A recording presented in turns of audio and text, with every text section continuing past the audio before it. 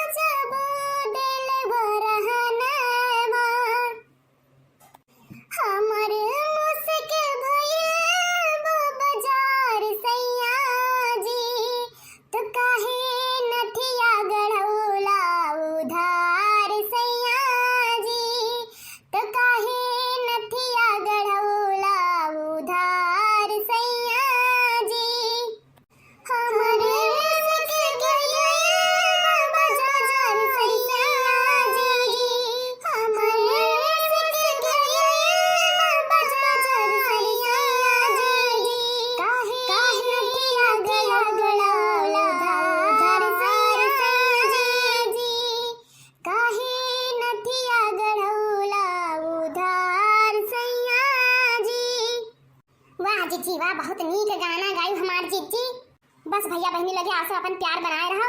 Video को लाइक कर दो, चैनल सब्सक्राइब कर दो, कमेंट कर दियो, चैनल सब्सक्राइब कर दो ताकि आने वाला अगला वीडियो आप सब तक जल्दी से पहुंच सके। फिर मिला भैया बहनी लोगे अगले वीडियो में, तब तक के लिए भैया बहनी लोगे धन्यवाद।